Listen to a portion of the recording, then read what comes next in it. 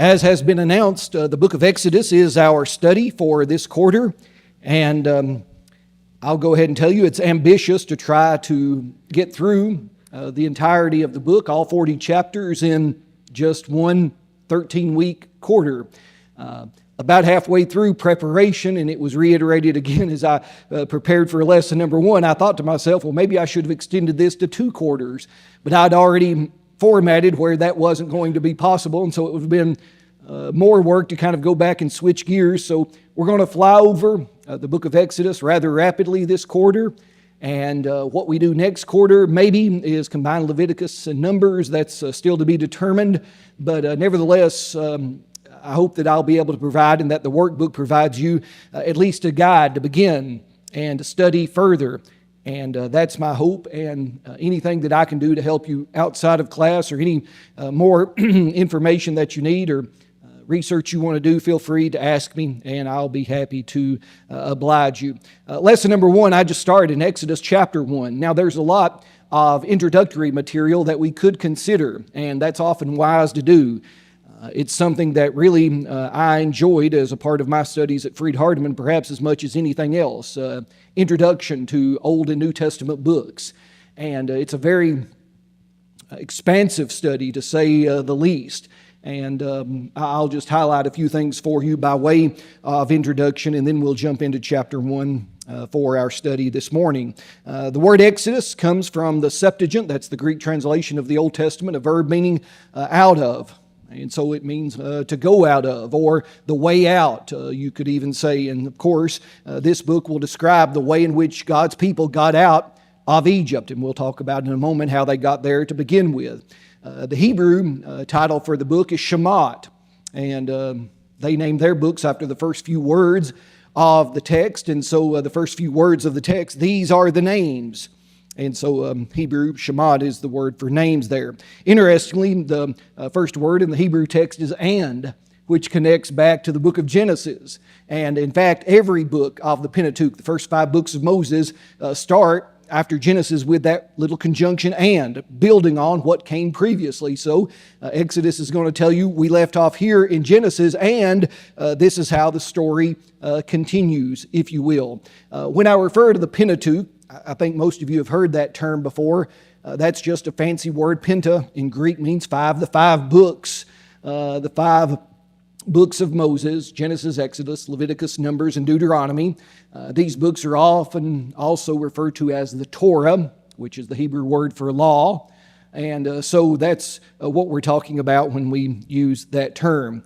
Who is the author of the book of Exodus? Well, it's already been said, the 5 books of Moses. My Bible says at the top, by way of heading, the second book of Moses, called Exodus.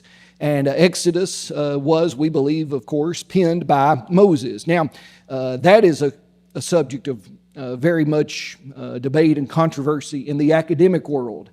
It has its origins earlier, but really popularized by a guy by the name of Wellhausen. He was a German scholar. He came up with an idea called documentary hypothesis theory. And if you read a commentary, or you just do a Google search and you're wanting to read more about Exodus, you might run across someone talking about JDEP. And you say, what in the world is JDEP? Well, it's the 4, what they would say, sources that compiled, or that were drawn from to compile the books of Moses. That Moses might have authored some of it, but there were also other influences. The Yahwehist or Jehovahist is the J, the Deuteronomist from the book of Deuteronomy. An Elohimist. Elohim is the word for God. He's the guy that's really concerned about revealing God, supposedly. And then there is the priestly component.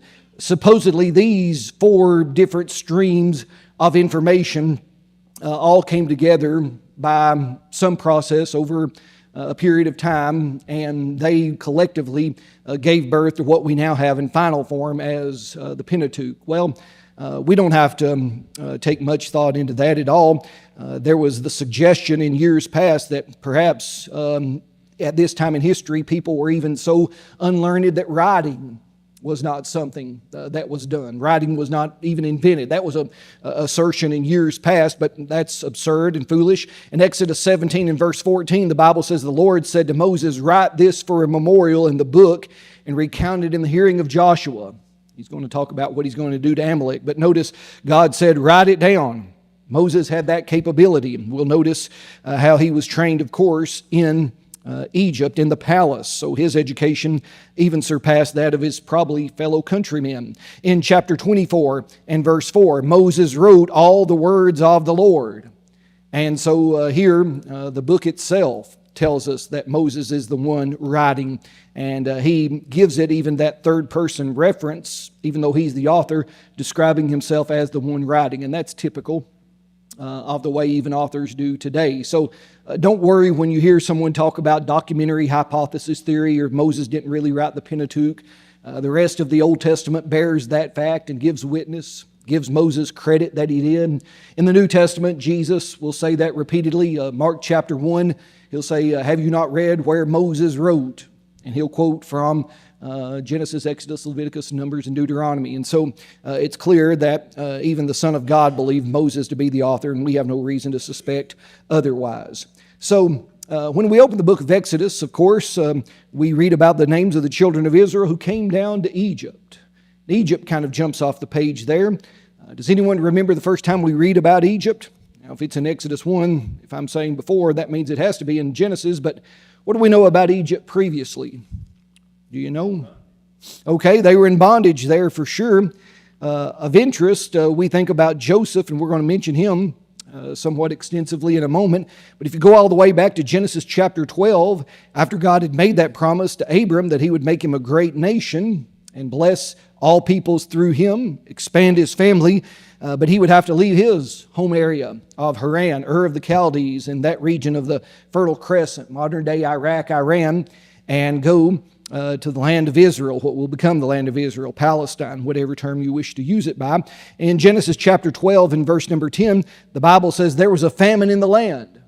That's curious because you know what happens at the latter part of the book of Genesis about a famine. Abram went down to Egypt to dwell there, and the famine was severe in the land, that is, in that promised land that God had allowed him to dwell in at least briefly. And it was there, of course, that Abram makes the mistake of lying about Sarai, his wife. And God's going to bring him back out of the land of Egypt. And still, as God renews his covenant several times with Abram, if you turn to chapter 15, God makes this promise.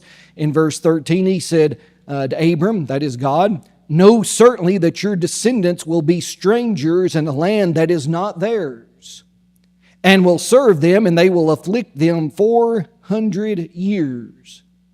So God's telling Abram this in advance.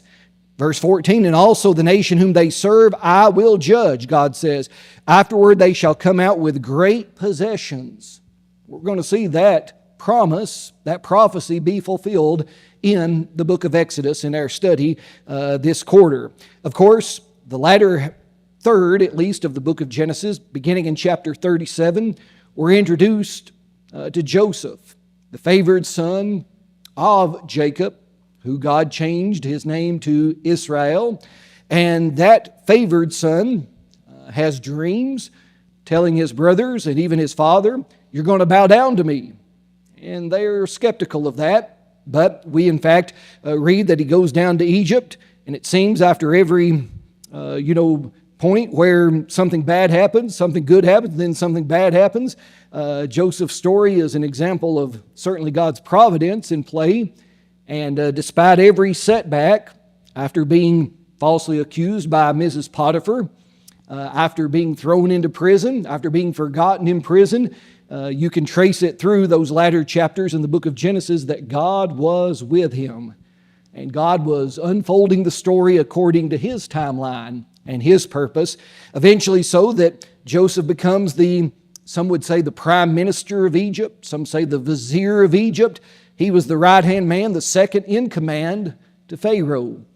And interpreting Pharaoh's dream about fat cows and skinny cows, fat ears of grain and thin ears of grain, he said 7 years of famine are coming after 7 years of plenty. Pharaoh, you better get ready. You better store up during those abundant years. And Pharaoh said, well, you've got the spirit of the gods. Probably not a confession of the true God of heaven, but he said, you obviously know more about this than I do, so you're in charge. And God allowed him, that is Joseph, to rule in Egypt and preserve not just the land of the Egyptians with their abundance of food, but also, of course, his family ends up coming. Joseph's family, his brothers, the sons of Jacob, and there they find refuge, and there they find food and are spared the famine. So that's kind of bringing us up to where we are as we open the book of Exodus. There are a lot of other things that can be said by way of introduction.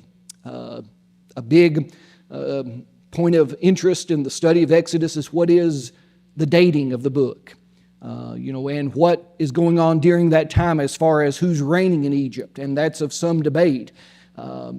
Maybe like me, growing up, you were fascinated when you saw pictures of the pyramids. I have it on my to-do list. I've not yet checked it off, but I want to one day see the pyramids with my own two eyes. Those just are fascinating to me, even the pictures that we're able to see. Did God's people in this time of enslavement help build the pyramids? Well, there's no evidence in the Bible or outside of the Bible even for that, and we'll talk about maybe why that's the case in a moment, but all of those things are beyond our scope of study. It's so interesting. There's a whole branch of study. It's called Egyptology. When you have your own kind of ology of something, then you know it's important. We talk about biology, the study of life. Well, there is in academia the Egyptology, the study of Egypt. And the most prestigious universities in the world offer a degree in that. You can go to Oxford, you can go to Cambridge. In the United States, the opportunities are a little limited. The University of Chicago offers a degree in that. I think Berkeley does, and maybe UCLA. But it's so much to study, and so much very interesting about ancient civilization. And we find God's people, the Bible, kind of smack dab in the middle of it. So, in chapter 1, we've went fast, haven't we? But let's jump into chapter 1 now. And this chapter, if you want to title it, at least in your workbook, here's what we said: Pressure, Paranoia, and Resistance. But we're really talking about the cry of the oppressed. Exodus chapter 1, verses 1 to 5. These are the names of the children of Israel who came to Egypt. Each man in his household came with Jacob, who is, of course, known as Israel in the Old Testament. And these are his sons: Reuben, Simeon, Levi, Judah, Issachar, Zebulun, Benjamin, Dan, Naphtali, Gad, Asher. All those who were descendants of Jacob were 70 persons, for Joseph was in Egypt already. And Joseph died, all his brothers, and all that generation. And, I'll read verse 7 while I'm at it. But the children of Israel were fruitful and increased abundantly, multiplied and grew exceedingly mighty, and the land was filled with them. So here's the connection. We left off in Egypt in Joseph and his family coming at the end of the book of Genesis. Now, again, Exodus says that's where we've been, if you will. Now, one very curious note that will jump off the page if you're studying most commentaries is the debate about how many people went down to Egypt. Were there 70? Well, that's what Exodus chapter 1 verse 5 says. That's what Genesis 46 verse 27 says. That's what Deuteronomy chapter 10 verse 22 says. But you turn to Acts chapter 7 and verse 14, and Stephen preaches, and he said there were 75 persons who went down to Egypt. Well, is there a legitimate biblical contradiction here? Now, in your workbook, I've got several of these scattered through the lessons. And it just says something like, for further study, or for more information, or please visit. And I've provided you a website. Typically, the two sources I've used primarily are the websites of Apologetics Press and the Christian Courier website. Those are two trusted Bible study sites that I love all of the people involved in it for their scholarship and their careful Bible study. And so the brethren at Apologetics Press have an excellent article on Jacob's journey to Egypt and this question, and I'll go ahead and tell you, and you know, of course, there's no contradiction. There's a couple of possibilities. One is that perhaps, and there is some debate about this, the Dead Sea Scrolls and the Septuagint, the Greek translation of the Old Testament, both read 75. And that might have been what Stephen was quoting from. And it could be that the Masoretic text is corrupted here. Again, you say, what in the world does that mean? You have to read about it. And if you've got several hours and want to really jump in, you can certainly do that. The Apologetics Press will give you a starting point. It's also possible when Stephen said 75, he was talking about those who were not yet born. Maybe the sons, for instance, of Joseph. Joseph was there, and maybe it's not considering his wife and his sons, and in Stephen's calculation, he does, because they're part of the family. That's a possibility. But anything that we can use to eliminate or to give a possibility to eliminate a contradiction relieves the Bible of that charge that the skeptic would make. And so here, they're really baseless in this claim that they say, well, Exodus says 70, Acts says 75, so it contradicts. No, there's not really a contradiction at all. Yes.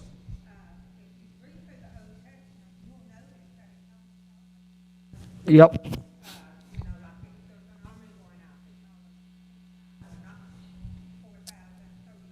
Right.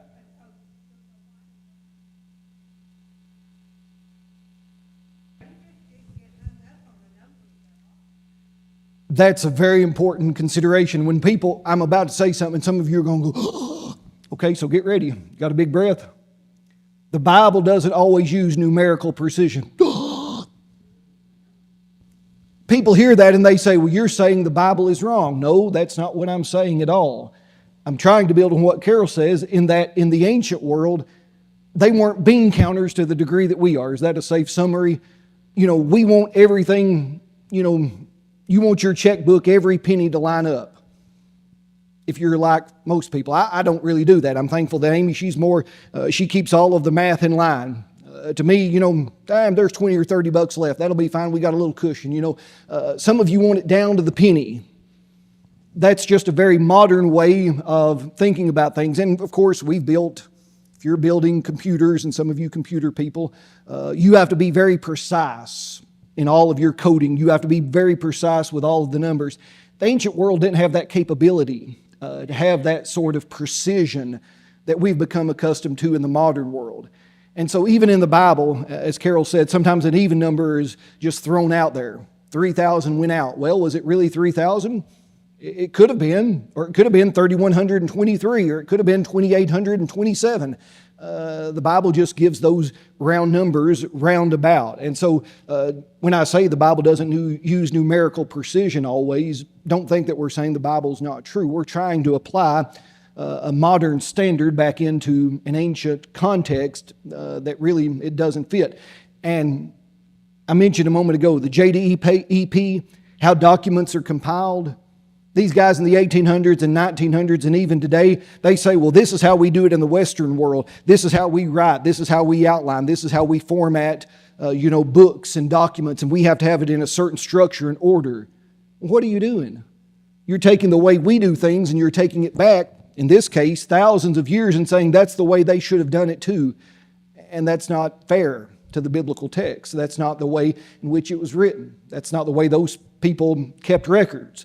They didn't have a word processor. They didn't have, Microsoft Cloud to save their documents to add or stuff to.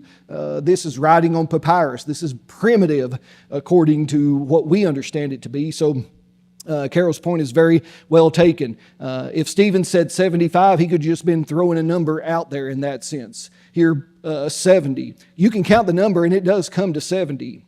But again, don't worry and allow it to rock your faith or to shock you into believing something that really there's no really basis for it whatsoever. So thank you for that good comment. So keep that in mind. Now, so how many ever people? Really, it doesn't matter. Here's what the writer is trying to tell us or get us ready to understand. Joseph died, verse 6. That man that had been second to Pharaoh, that man who had saved the nation and his family as well. And so he dies, as does that entire generation, all the people directly linked with him. And it seems at the same time, the link with the Egyptian throne is broken. We're going to talk about that momentarily when we get down to verse number 8. But as God had brought them to Egypt through his providence, through Joseph's role, you remember that Pharaoh gave them the land of Goshen. I've not made a PowerPoint for any of this study. I just want us really to look at the text. But in the back of your Bible, if you have a map and you look at the land of Egypt, the prominent feature, of course, is the Nile River. And that is, it empties into the Mediterranean Sea. There's a great delta. And really the only thing in Egypt is that delta, a strip of land on either side that was fertile because of the watering of the Nile River. And then the only really other habitable land in Egypt was just a thin strip of land that kind of connected it over to where Israel is today. This was where the land of Goshen was. And this is where they would fear any attack would come. They didn't have to worry really about much of an attack from any enemy army coming through the desert. That would be a suicide mission. They didn't really have to worry about anybody coming by sea. That capability was not yet established like it might be today in naval warfare. And so this strip of land where they could come overland, any enemy could, through that narrow strip and then down into Egypt. This is where God's people lived, this land of Goshen, where they shepherded and kept their animals, which to the Egyptians was a detestable occupation. You remember the Bible says that the Egyptians, they didn't like shepherds. It was just their preference, I suppose, but that's what Abraham, Isaac, and Jacob, and that's what these people, this family, had grown accustomed to doing. But now they're going to become not just a family, but a nation. Verse 7, the author labors to tell us, Moses does, they were fruitful. They increased abundantly. They multiplied and grew exceedingly mighty, and the land was filled with them. I wanted to go back, and I didn't take time for this lesson, to look kind of at the exponential growth. But at the time of the Exodus, when the people do finally leave, and they number the number that's available of men to fight, having left Egypt, they discovered that there are a little over 602,000 of them. So again, some of you that are math whizzes, if you want to try to figure out how in the space of 400 years, 70 or 75 turns into rough figures, if there's 602,000 men, 20 years in age and above, ready to fight, plus their wives, plus their children, plus older men and women who would not be included in that number. The conservative estimate is generally placed somewhere in the neighborhood of 2 million people. How do you get from 75 to 2 million in the space of 400 years? Well, you have to have God's blessing, and He provided that to His people, this supernatural multiplication, if you will. Now, the point is this: God is fulfilling the promise that He made to Abraham centuries earlier to make his descendants as numerous as the stars. Even though they are not in their own land, God is still fulfilling parts or components of that promise. How that happened, I don't know. Did it mean that every family that had children had a set of twins or triplets? Perhaps that was included in it as well. Or was it just that maybe there was a lack of, death of children?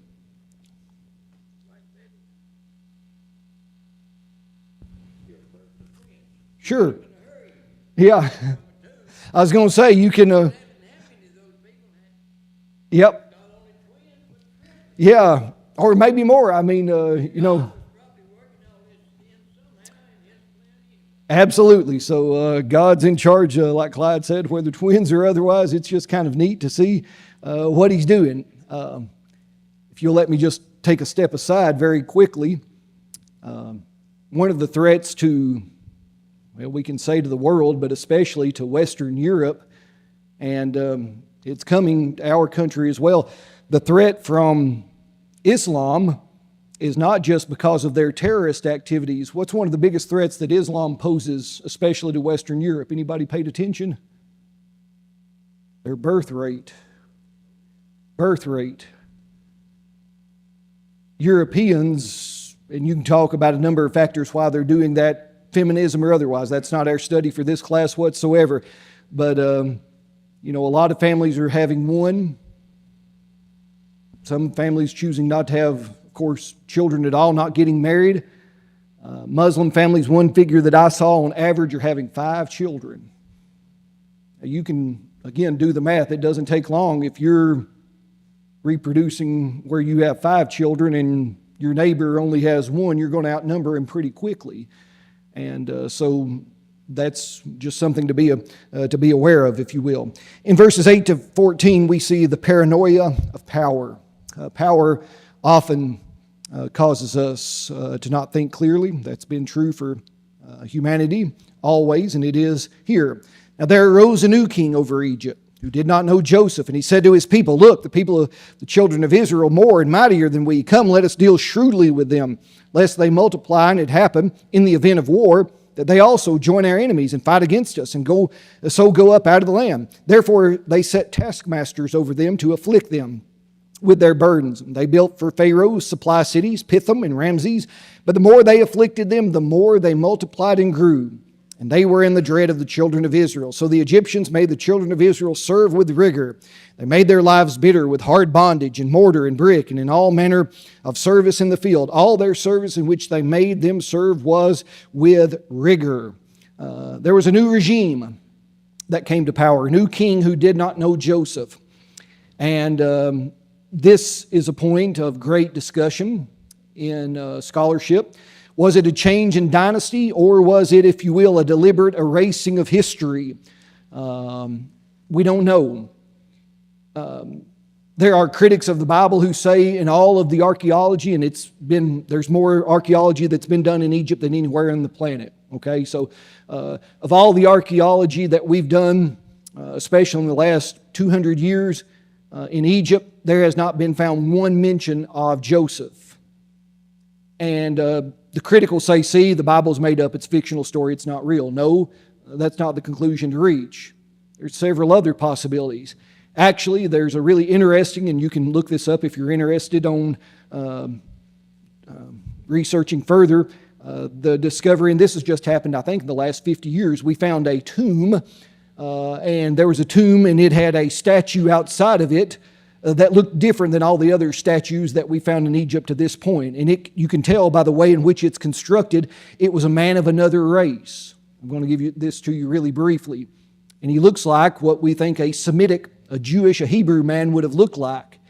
But even before it was buried under the sand that archaeologists have dug up, it was destroyed. Its hands were broken off. Its other figures were distorted or broken. And so it was in a pile of ruins. The things around it are intact, so to speak, but this particular statue was destroyed.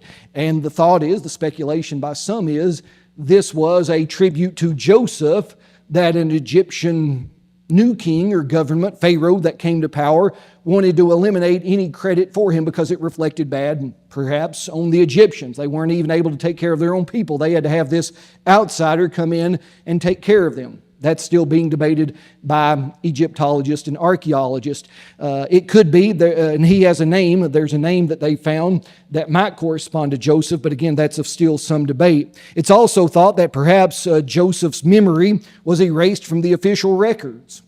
And again, we would hope that, governments have never done anything like that before, but if you've studied history, you know that in fact has been done. JC can give you proof of that. History can be rewritten, so to speak.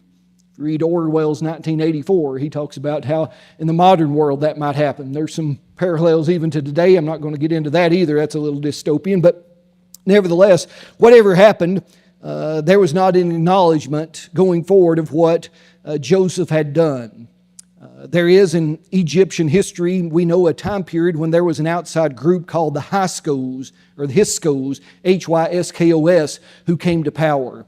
They broke the Egyptian Pharaoh dynasty, and for roughly about 200 years they were in power until they were expelled. Some say that this was the time when Joseph was also active in Egyptian politics. Others would say that because of that, they wanted to kind of throw him out with that time period that was not in keeping with kind of tradition. I don't know. It's curious.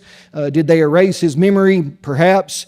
But nevertheless, God's people, the favor that they once enjoyed, they're no longer assets, but rather they are seen as a national security threat. This is the next page in your workbook. And the Pharaoh said if war breaks out because of where these guys live, the Israelites in this narrow strip of land of Goshen. That's where we're most vulnerable. They can join our enemy, and either they can escape, which is going to be interesting later when Moses makes the demand to let the people go, or they could join our enemy and overthrow us. So let us deal shrewdly with them. Verse number 9. Shrewdly is the Hebrew word chakam, which means the ability to accomplish a task successfully. It's really the same word that we have in the Bible for wisdom. The ethics of the task is not in question. They said we need to do something wise. We think of wise being connected with righteousness as the book of Proverbs connects it. But here, let's just get something that will accomplish our purpose. And that's what they did. And so they make them enslaved. Perhaps they were already enslaved to some degree, working as common laborers, but now they're trying to break their spirit. They're going to have to build supply cities. 2 of them are named, and these we have found in our archaeological excavations. Pithom and Ramses. Those cities actually do exist, so they helped build those. Did they also build other structures in Egypt? The pyramids are the most well-known structures, but even connected with the pyramids are a whole number of buildings and other things if you've looked at that. Regardless, whatever they did, these taskmasters, in an attempt to perhaps keep them under control, the Bible says the more they multiply, verse 12, God's people do, with His help. And so the Egyptians make their hard labor even harder, ruthless. Life becomes bitter. They have to serve in mortar, brick, and field labor. And they would take, I've actually seen this, and they actually still do this. In fact, there's some videos that you can look online to see how this is still done in Egypt today. They take the mud, the silt mud that comes from the Nile River, and they will dump it out, of course, on the shore, and they will take straw, and they will just make big pits of it, and these guys just go around mixing it, walking with their feet. You've got another guy, he's shoveling it into a wagon or something, and he's bringing it over here to another guy, and this guy's got a little mold, and he dumps it in there, and he pats it, and he forms it, and then he lifts it up, and it's left over here to dry. And once those dry, with the amount of clay and calcium and straw and everything, they have very, very strong bricks. And the desert sun, bakes it. We bake bricks in a kiln today in this country, but they still use that type of construction material to the present. And this is an age-old type of industry, but it was a very, very labor-intensive type of work, to say the least. So that's what God's people are facing, and they had to serve with vigor. So the king of Egypt spoke to the Hebrew midwives. For time's sake, instead of reading that, you remember what happens. This is verses 15 to 21. Slavery didn't stop the population growth, so Pharaoh says, you midwives, when you see a baby boy, you need to kill it right on the spot. Infanticide.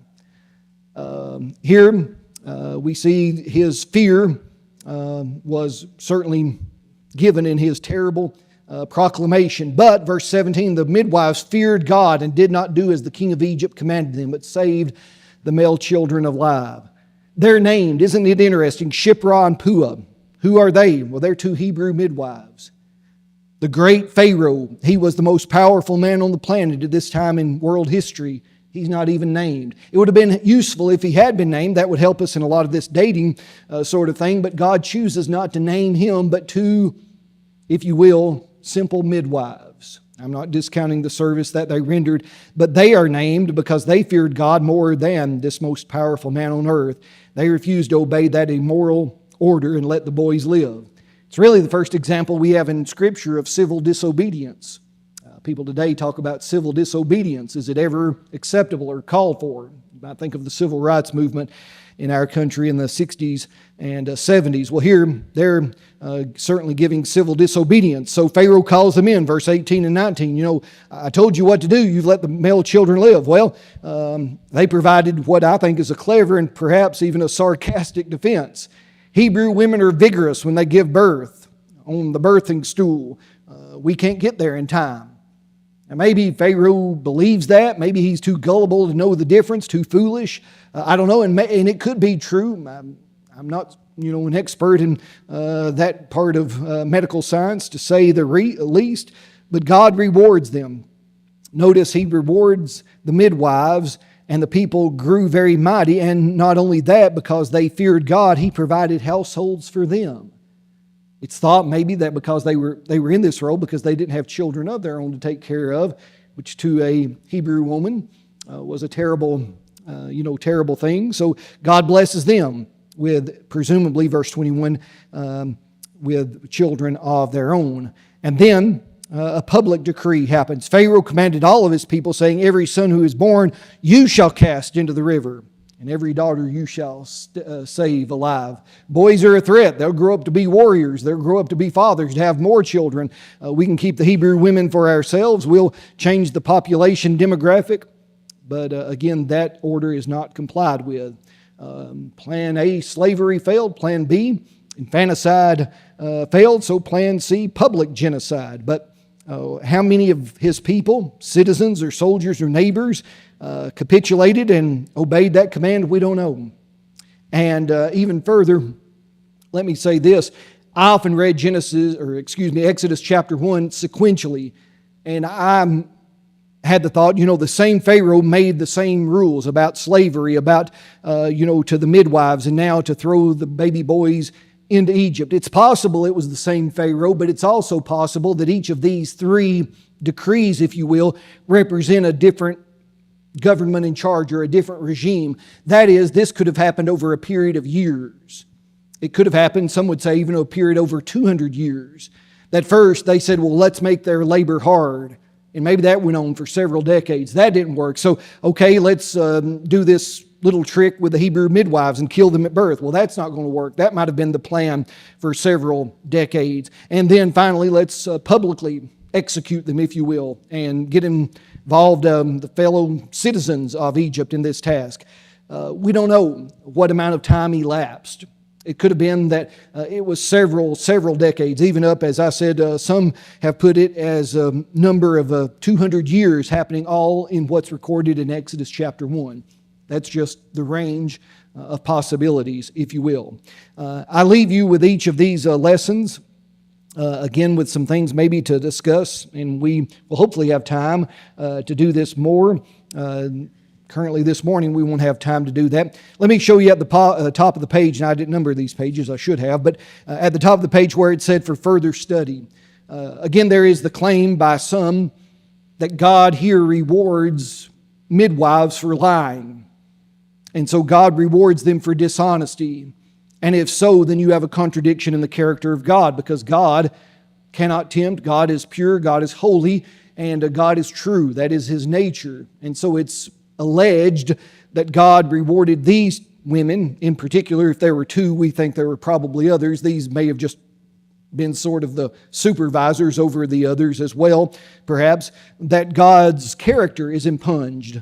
But that's not true at all. Brother Wayne Jackson has an excellent article on that. You can visit that website to see it. They are not rewarded for any dishonesty. And further, we're not sure if they were even dishonest in what they say. They are rewarded for their value of human life. And that's a lesson that we can even take and learn and think about today. But as I said, time will not allow us this morning, but these discussion questions, maybe discuss this with your family as we've studied this morning. Oftentimes our fear of others often lead us to maybe treat them unfairly. Think about how that's been displayed throughout history. Is it ever right to disobey authority? And what gives us the courage to do so? If you want a New Testament example, of course, look in Acts chapter 3 and 4 and 5 at Peter and John. I like question 3. How can God be at work even when He seems silent? We think of the end of the Old Testament as the intertestamental period, about 400 years from the close of Malachi, actually the close of the book of Esther, to the arrival of what we read about in Matthew chapter 1. Was God silent? Maybe, but He was still working. Here, God's people are enslaved in Egypt for 4 centuries. Was He silent? In some way, yes. Was He still working? Yes. And today, He's still working still. The fear of God versus the fear of people. Sometimes, we allow our fear of other people to overwhelm our fear of God, and that gets us in trouble. I don't remember who it was said about, but I remember reading in a biography or commentary or something along the way that talked about someone who did great work for God. And the question, of course, was asked was, how was he able to do that? And how was he able to overcome? And the assessment was, he feared man so little because he feared God so much. And I like that explanation. And that's the kind of people we should be. We should fear man so little because we fear God so much. And then finally, can hardship strengthen faith or a community instead of weaken it? You would answer, of course, in the affirmative. Absolutely. The early church is an example of that. Our brethren in India, even currently to the present hour, I think would be an example of that. Perhaps our blessings, using them in quotation marks, of ease and comfort in this land have for the last, if not the last few decades, maybe you'd say the last 250 years in some measure, have in some cases proved to be detrimental and weakened our faith instead of strengthened it. I'm not saying that I'm not a fan of comfort and I want things to be hard or difficult for us, but would we want things to be hard and difficult if it would further the gospel? That's a question worth exploring. And a lot of us would say, well, sure I would. But then would our actual actions betray that? Well, I'll leave that to your own thought and study and further discussion. Since you have the workbook now, you see next week we'll look at chapters 2 and 4, at least part of chapter 4. So your assignment between now and then, read Exodus 2, 3, and the first 17 verses of chapter 4. And if you read that once or twice or even more between now and next week and study what we have to say, then that'll help you be well prepared when we come back to study, the Lord willing, next Sunday morning.